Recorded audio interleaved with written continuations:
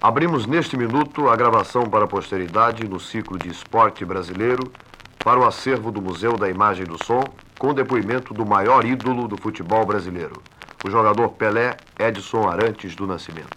Em primeiro lugar, a minha satisfação em estar aqui é enorme, vocês sabem disso. E aproveito a oportunidade também para enviar um abraço a todos os amigos. Eu sou de Minas, nasci em Três Corações, tenho 26 anos, sou de 23 de 10 de 40. Fui para Bauru com 3 anos mais ou menos. Meus pais são João Ramos Nascimento, lá em Minas, o popular Dondinho. Minha mãe, Celeste Arantes do Nascimento. Tenho 2 irmãos, um casal, Jair Arantes do Nascimento, o Zoca, e Maria Lúcia Arantes do Nascimento. Eu sou casado, minha esposa se chama Rosimeire Show e minha filha Kelly Cristina Show do Nascimento. Bom, a minha infância foi muito boa, como todas as infâncias dos garotos pobres. Infância sadia, cheias de brincadeiras, de travessuras, coisas que todos vocês já passaram, por isso eu tenho certeza. Aquelas brincadeiras na rua, de pega, brincadeira de bolinha de gude, que no meu tempo se chamava búrica, as bolinhas de vidro, o peão, a bola. Naquela época, a bola era de papel, bola de laranja, bola de pano, de meia. Esse tempo nós não tínhamos luxo ainda de querer uma bola de borracha, uma bola de capão, como dizem agora, de couro. A primeira vez que eu pus a chuteira foi com 10 ou 11 anos. Não tinha idade para jogar, mas consegui para mim jogar entre os infantos juvenis. E eu ganhei uma chuteira e joguei. Lá em Bauru também diziam que havia um turco numa rua que nós jogávamos bola, um turco que vendia fazendas lá, e que ele não sabia direito falar, e ele dizia: Lé, eu não quero que jogue a bola aqui, Lé, é pra jogar com o pé, Lé, ou com a mão, Lé, e ficou assim, sabe? Nada vem dizer exatamente por que saiu o apelido Pelé. Eu gostaria de saber também a origem exata. Na verdade, é o apelido que me deu fama, que me deu dinheiro, que me deu muitas alegrias, tristeza também, mas foram bem menores. Eu me sinto muito satisfeito. Mas voltando ao futebol, a primeira vez que eu pus a chuteira foi um torneio que teve lá, o torneio de infantil. E esse dia a minha equipe foi a campeã. Eu fui artilheiro, se não me engano, do torneio. Então deram uma volta comigo nas costas, em volta do estádio, foi no campo do Baque esse jogo. E nessa volta começaram a jogar dinheiro. Não tenho certeza se foi 13 mil e pouco, eu não tenho certeza quanto que foi. Eu sei que eles iam apanhando o dinheiro, as notas, as moedas, e depois eu fui buscar na casa desse seu José. Esse seu José, ele era do time, eu me lembro que ele até me deu uma bronca, porque eu fiquei da manhã do torneio até as 9 horas da noite, foi a hora que ele chegou na casa dele. Eu estava sentado na porta esperando o dinheiro, né? O meu pai era um dos meus filhos, porque ele era um jogador que tinha muito nome em Bauru. Sempre gostei do Vasco. Tinha simpatia assim pelo Vasco. Gostei do Flamengo também, porque a minha família sempre falava no Flamengo, mas o time de coração mesmo era o Vasco. Eu sempre fui moleque de rua. Todos os moleques eram de rua, mas eu acho que era o pior. Nós jogávamos uma rua, vocês já conhecem, as ruas antigamente, as janelas eram mais ou menos baixas, bem grandes. E geralmente, quando a gente terminava o jogo, 4 ou 5 casas ficavam sem vidro. E chegou uma certa época que os moradores não deixavam jogar mais. Quando eles viam a gente jogando, eles procuravam pegar a bola e acabavam com... Várias vezes o meu pai foi chamado, o pai dos outros garotos, chamado aí a polícia para receber conselho, né? Mas não adiantava. Eu quebrei muita vidraça quando tinha essas caixas de marimbondo. Então nós íamos derrubar com estilingue. Estilingue a gente punha uma bolinha de vidro, coisa pequena, a preocupação era não quebrar a vidraça. Mas sempre, quer dizer, 2 acertavam no caixa, mas o resto acertava na vidraça. Eu sempre gostei de jogar futebol e gostaria de ser jogador de futebol, mas eu não esperava. O que eu esperava que pudesse ser era aviador. Tinha no Baque, atrás do campo do Baque, uma escola de treinadores. Os rapazes iam lá e às vezes eu ia junto. E me apaixonei por aquilo. Meu pai, o Valdemar de Brito, eles sempre me ensinavam a chutar com o pé esquerdo, ficava brincando na parede com o pé esquerdo. O Valdemar de Brito ensinava, porque os nossos treinos sempre eram antes do time profissional treinar. O Valdemar de Brito, bom, como eu estava dizendo, levou para treinar no Baquinho e teve o primeiro torneio juvenil, se não me engano, o infanto juvenil. Eu devia estar com 14 anos nessa época. Nós fomos campeões. Daí, de 13 até 15 anos e meio, nós éramos campeões de tudo que era torneio, todos os jogos que tinha, campeonato que teve em Bauru. Nessa época, me lembro, o Baquinho ganhou todos e eu fui artilheiro de tudo também. O time foi lá, conversou com o Valdemar de Brito, foram falar com meu pai para me trazer para o Bangu. Eu era o mais novo e meu pai não queria deixar, acabei não vindo mesmo. Aí o Valdemar de Brito conversava com a Tchê e o Santos começou a jogar aquele bom futebol em 54. O Valdemar de Brito falou, vou ver se levo você pro Santos, que é um time que tem muitos garotos e vai ser bom para você lá. E veio, falou com a Tchê, Jorge Cury, e o Atchê foi para lá. Foi um ano depois que o time esteve lá. Eu estava com 15 anos. Eu fui morar no próprio Santos, nessa época, depois do treino, tudo. Eu fui morar com o Vasconcelos. O Vasconcelos tinha um quarto no campo, o Doval tinha um quarto no campo. Qual outro jogador? O Fiote. E quase não saía. Dificilmente eu saía, eu chorava muito porque eu queria voltar. Uma vez eu cheguei até a arrumar minha vala e ia saindo de noite pra vir embora, ia fugir da concentração. E o Sabuzinho, o rapaz que comprava as comidas, saladas, esse negócio tudo era parte dele. Só arroz, feijão, que era a Dona Maria que fazia, às vezes eu ia com ela. O Sabuzinho ia chegando, era umas 5 horas da madrugada, ele ia chegando com o pão, o negócio de café. E ele me viu saindo, ele falou, onde você vai? Você tá louco? Me trouxe pra concentração novamente. Pelé, qual a sensação de fazer um gol? A sensação de fazer um gol é difícil de explicar, viu? Mas o pensamento é fazer outro. Às vezes eu ficava mais satisfeito com certas jogadas que eu fazia no campo que propriamente com gols. E eu tinha muita sorte de fazer gols e às vezes alguns gols, se vocês me perguntarem, eu não sei explicar como que saiu. O Santos jogou em 58, se não me engano, 57, com o Juventus, no campo do Juventus. E o jogo estava difícil, o Juventus parece que ganhava de 1-0. E eu andei perdendo algumas bolas ali perto do gol, perto da área. E tinha uma parte da torcida ali que eu pegava na bola, me vaiava. Eu fazia uma jogada, me vaiava. E saiu um gol daquele lado. Tive a sorte. E por coincidência, quando eu fiz o gol, eu saí correndo para aquele lado. Então eu cheguei na alambrada e comecei a dar soco na torcida para desabafo, né? Você acha que o jogador brasileiro é mal preparado fisicamente? Eu não acho que o jogador seja mal preparado. Eu acho que o jogador brasileiro já criou uma mentalidade contrária ao preparo físico. Você podia dizer, em sua opinião, por que o Brasil perdeu o campeonato do mundo em 66? Para os jogadores, eu acho que faltou um pouco de confiança. Porque os jogadores foram incertos, os jogadores não tinham certeza se ia jogar. A equipe não tinha uma seleção formada, não tinha e não tem ainda. Se perguntar qual foi a seleção de 66, você não pode dizer. Por falta de uma organização. Porque as intenções, eu acredito que tivesse sido das melhores, fazer muitos jogos, como fizeram, fazer 4 equipes, como saiu, mas não deu resultado. Porque não fizeram uma equipe sem conjunto, sem equipe, dificilmente se ganha. Você assistiu na televisão um garoto respondendo sobre a sua vida? Assisti. Eu até fiquei emocionado e vi a entrevista. Eu fiquei emocionado mesmo, porque eu estava numa torcida danada que ele não errasse, né? Mas ele acertou. Eu até procurei saber onde que ele tinha as informações, que são coisas antigas, bem antigas, né? Pouca gente sabe que ele está respondendo. Pelé, você sabe quantos gols já fez até hoje? Mais ou menos. Tem um senhor lá em Santos, Mário Lamas, não sei se vocês conhecem de nome.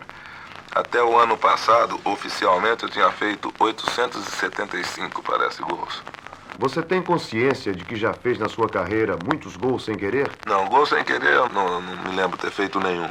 Já fiz, às vezes, gol sem esperar. Porque, às vezes, logo na saída do jogo, você pega a bola e chuta direto ao gol.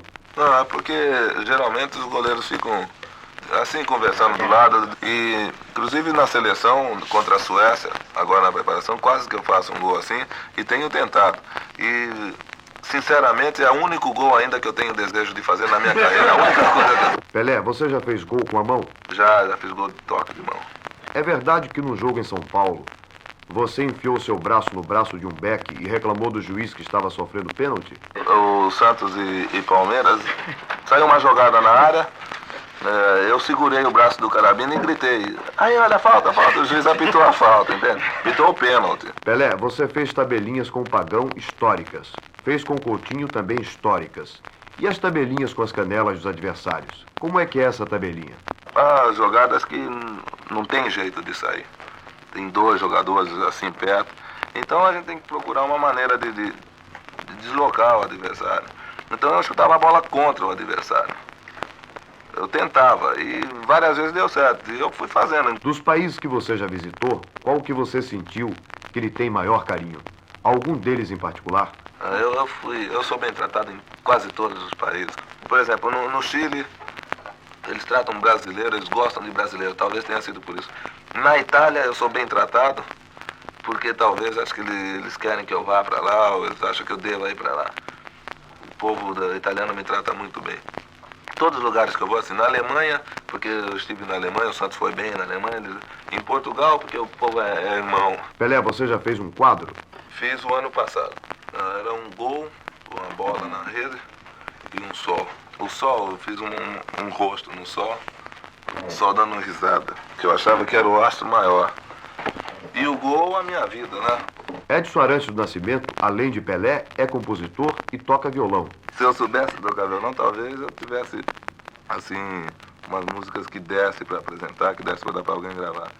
Porque às vezes eu fazia a letra da música e quando eu ia pôr no violão, tinha que contar a metade. Há uma certa música que você fez numa fase do seu namoro com Dona Rose, não é verdade? Tem algumas músicas que eu comecei a fazer a música para elas. Inclusive ela não gosta que eu cante, entende? Ela acha que era dela, que eu não cantava, justamente por causa disso. Músicas que eu fazia assim, brincadeira para ela. Depois eu gravava, que eu tinha gravador. Eu gravava e deixava guardado, dava para ela. Vê se me lembra, quer ver? Era assim, ó.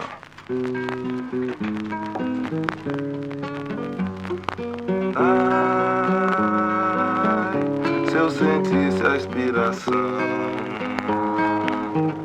de fazer uma canção que agradasse o meu amor, então eu cantava bem baixinho, como um passarinho, pra alegrar seu coração. Daí ela não faria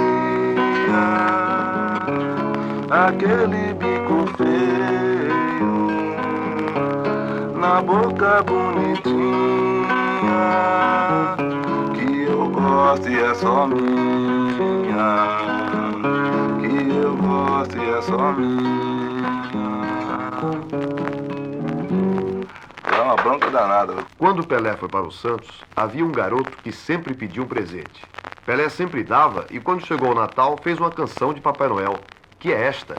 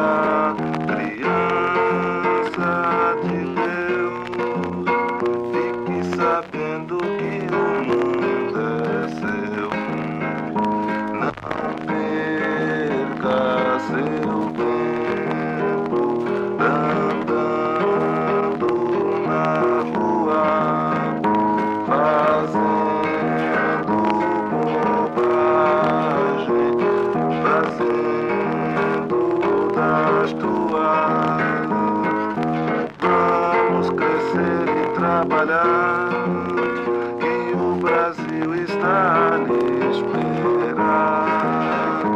Cresça logo, criança, que em você está a esperar. Criança de Deus. Aí repete, né? Assim, na primeira parte. E aquela música que a Dona Rose gosta muito e que se chama Melancolia, você poderia mostrá-la? Depois de tanto esperar, acaba de chegar, para a alegria do meu lar, o meu maior presente. Depois de tanto esperar, acaba de chegar, para a alegria do meu lar, o meu maior presente. Meu coração como sorria ao ver o sol que se abria para iluminar o nosso lar. Louva a Deus, aqui eu não me lembro bem. Louva a Deus nas alturas por ter dado a criatura que eu sempre desejei, sabe? E vai indo. E aquela música de Natal que muita gente andou querendo gravar, Pelé? Ai, como é bom a gente quando criança corre, pula e não cansa. Ai, como é bom a gente quando criança corre, pula e não cansa. Faz qualquer papel no fim do ano, espera Papai Noel. Bem bom, que bom, Papai Noel chegou. Bem bom, que bom, Papai Noel chegou. Corre, pega os presentes e o mundo se acabou. Agora que eu já sou grande, tudo isto terminou.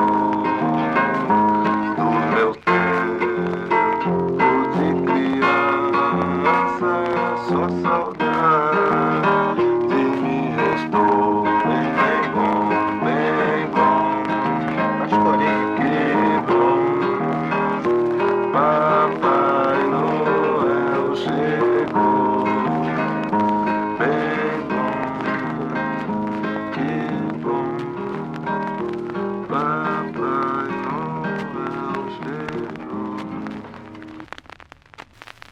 Pelé, você é devoto de que santo, hein? Nossa Senhora da Aparecida. Pelé, você está agora, em 1967, com 26 anos. Quantos anos mais ainda você acha que jogará futebol? Eu acho que mais uns 4 anos. Você acha que ficando rico perdeu a motivação para o futebol, conforme disse aqui mesmo o Gentil Cardoso, nessa mesma cadeira em que você está sentado agora? Está completamente por fora da minha maneira de ser, viu? Hoje você está ganhando quanto com o futebol? Eu ia receber 4 milhões entre luvas e ordenados, que eu ia fazer com o Santos. Quais são os seus negócios fora do futebol, Pelé? Eu tenho uma firma de construtora, construo sozinho. Tenho a Sanitária Santista. Quais os presidentes do Brasil que você se lembra de ter visitado e conhecido? No Brasil nós visitamos quase todos, né? O último aí, que tá, o Silva, que está me apertando um pouco, né? Negócio de imposto. Quantos carros você tem, hein? Eu tô com 2 carros só agora, um Volkswagen e um Mercedes. Pelé, faltou dizer aqui qual era o nome da rua que agora tem o seu nome em Três Corações, cidade onde você nasceu. O nome da rua era Rua 13. Foi a rua que eu nasci, a rua que moravam meus pais. Uma perguntinha agora. O que é que lhe irrita mais dentro de um campo de futebol? O que me irrita é o cara ficar assim junto.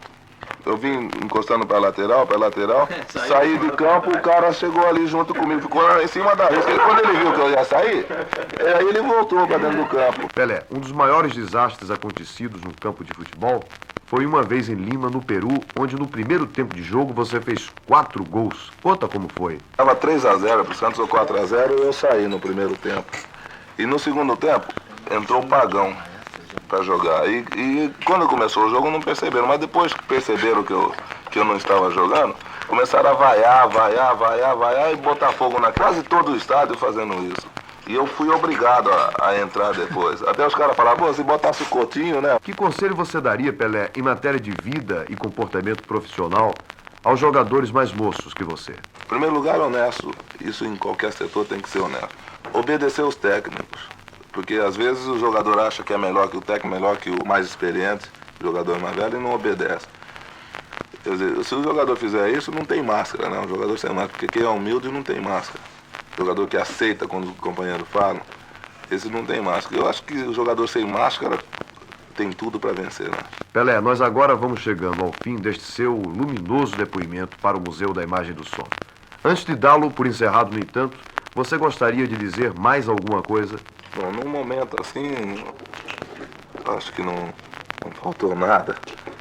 Agora, futuramente, se vocês acharem que é necessário, eu estarei aqui com todo prazer e talvez nesta época já com a minha filha grande e com meu filho, né?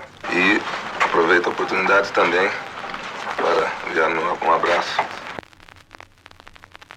Nesta oportunidade, o Museu da Imagem e do Som do Rio de Janeiro, para homenagear o Rei Pelé, o maior jogador de futebol de todos os tempos, focaliza a seguir alguns dos memoráveis gols por ele assinalados em sua extraordinária carreira, destacando o seu 1000º tento na palavra de 2 testemunhas, que ao lado do povo que sempre o aplaudiu, lá estavam reportando essas emoções.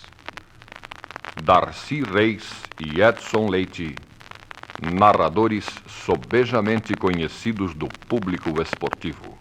Em 1956, Santo André recebia pomposamente o Santos Futebol Clube de Jair da Rosa Pinto.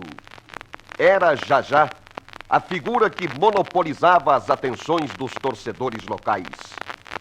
O técnico Lula, porém, precisava fazer algumas experiências. E lançava um pretinho ainda espantado no meio de tantos craques. Era Pelé, que havia chegado de Bauru a Vila Belmiro, conduzido pela esperança de Valdemar de Brito. Zaluar, o goleiro adversário, nem se preocupava com isso. Toda a sua preocupação estava concentrada na famosa canhota de Jair. Pouco depois, nascia o gol que seria o primeiro de uma série de 1000, quem sabe, o toque mágico na criação de um rei que o mundo iria reverenciar através dos tempos. Aquele gol foi puxando outros, e meses depois, o garoto tornava-se titular de uma equipe que vinha de um bicampeonato para adquirir um lugar na seleção brasileira com apenas 16 anos de idade. O país não acreditava no que estava vendo. Santos vibrava com a sensacional descoberta. Chegava a Copa do Mundo de 1958 na Suécia.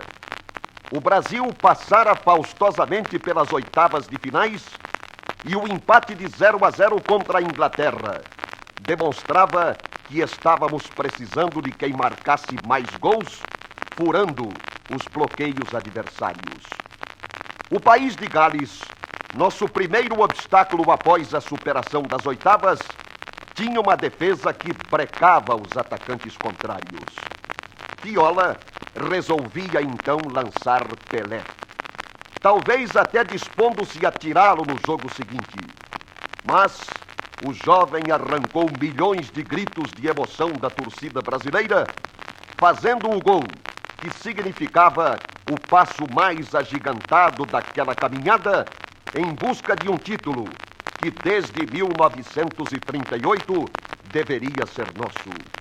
Edson Leite empolgava a nação descrevendo esse feito.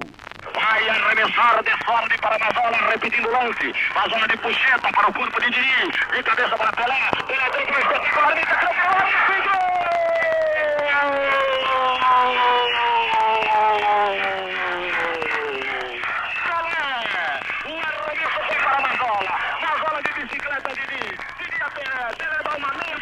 Engana o seu adversário espetacularmente e enrola a pelota por baixo do corpo do arqueiro pela linha de fundo. Placar na Suécia, 1-0. Pelé, aos 20 minutos, finalmente com uma jogada mirabolante, acaba vencendo o arqueiro Kelsey do país de Gales. Agora o Brasil deve... A entrada de Pelé deu mais alma ao time brasileiro. Sua contribuição para que o velho sonho se tornasse realidade foi decisiva no desfecho daquela Copa do Mundo. A Suécia, dona da festa, simpática anfitriã, não temia apenas o Brasil e seu belíssimo retrospecto do Mundial. Pelé era o seu grande tormento para a final.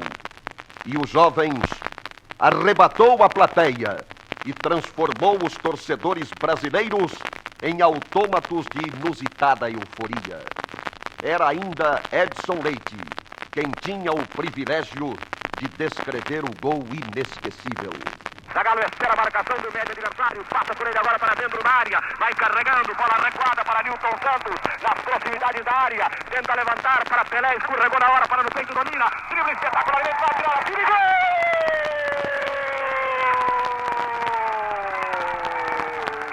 Magistral gol de Pelé, dentro da área, dominou o adversário, puxou a bola, tornou a driblar, mandou para o fundo da cidadela contrária.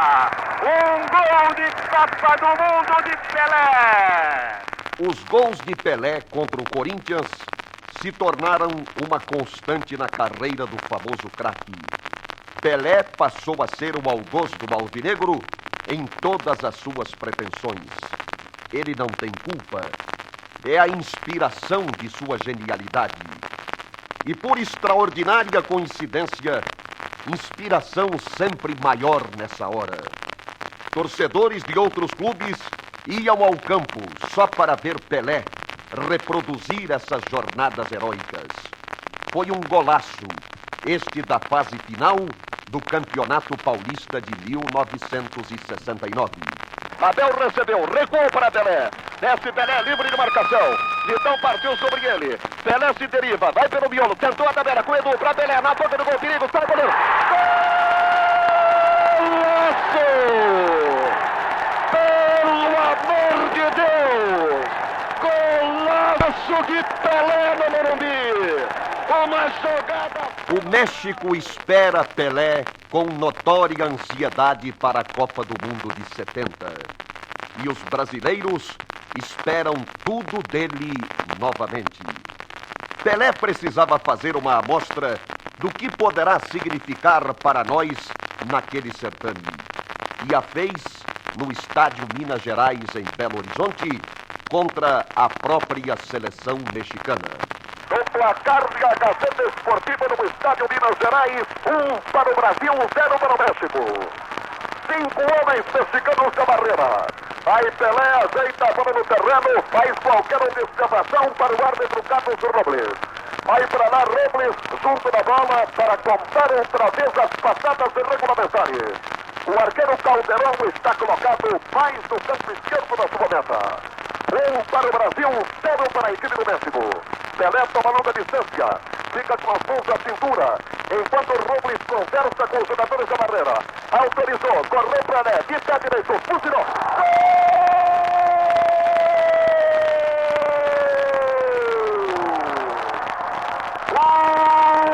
Tirambaço de Pelé na cobrança de falta. Estufa os cordéis da cidadela mexicana, Juarez Soares.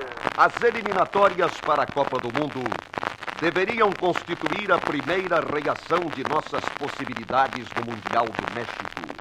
Pelé, já completamente amadurecido, continuava enchendo-nos de otimismo. O clímax de sua participação nessa cruzada se registrou no Maracanã contra o Paraguai, numa tarde em que os seus marcadores se muniram de segurança em comum. Mas tinha de ser ele, o autor do gol que nos levaria ao México. Rildo recebe, partindo rápido para o campo de ofensiva. Adianta a bola. Passou pela linha de centro, ganhou o campo de ataque. Enfiou na brecha para Edu. Evitou o primeiro, invadiu, preparou, ajeitou, fuzilou, catou, largou.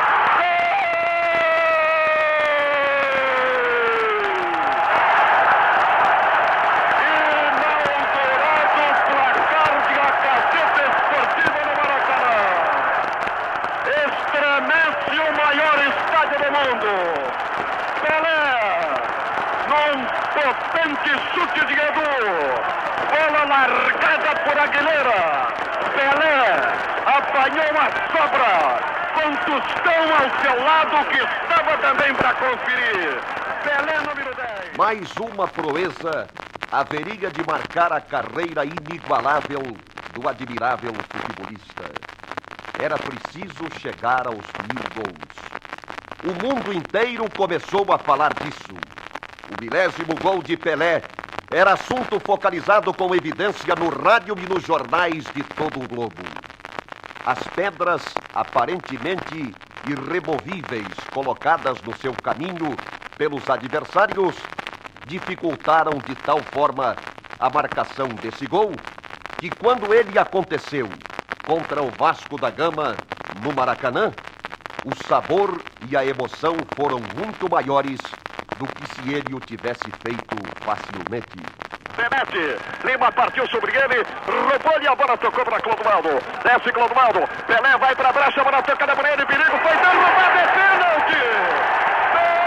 Penalidade máxima sobre Pelé. Foi calçado dentro da grande área, no meio de dois homens do Vasco da Gama. O público não gostou da marcação do árbitro pernambucano. A verdade, Carmona, é que o lançamento para Pelé foi precioso. Ele partiu como uma flecha no meio de dois. Foi aterrado na grande área. Penalidade marcada. Pelé vai lá ao lado do juiz, que está sendo pressionado pelos jogadores do Vasco da Gama. Roberto Carmona. O penal aconteceu indiscutivelmente, não é o que reclamar. Agora resta saber se Pelé vai ou não bater a falta. Penal, a torcida grita, Pelé, Pelé, acompanhe. Agora não se sabe se o Rei vai fazer o 1000º de pênalti ou não. Macedo atende os jogadores do Santos, a confusão está estabelecida. Há uma multidão incalculável atrás do gol de Andrada. A torcida quer Pelé na cobrança do pênalti. Vamos até Atenção, Brasil! Poderá acontecer agora o 1000º gol do Maracanã. O público de Maracanã, todo ele de pé, pedindo Pelé para a cobrança da penalidade máxima. O Brasil inteiro na expectativa. O mundo inteiro com as atenções voltadas para o Maracanã. É o 1000º gol de Pelé que pode surgir no maior estádio do mundo. Andrade colocado no meio do gol. Prepara-se Pelé com as mãos à cintura.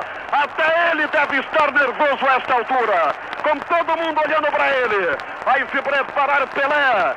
Eis aí, desenhado o 1000º gol do famoso futebolista brasileiro. Ajeitada a bola no terreno. Expectativa terrível no estádio de Maracanã. Prepara-se Pelé.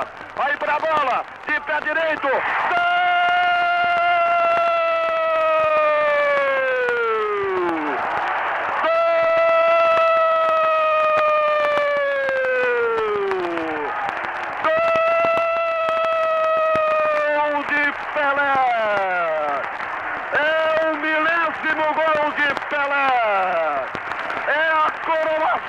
Do grande futebolista brasileiro, cercado, dominado pelos fotógrafos. Mesmo durante o seu supremo momento de glória, Ao consagrar-se como um dos maiores atletas do mundo, Pelé lembrou-se de chamar a atenção do povo para as crianças pobres, os velhos e os desamparados.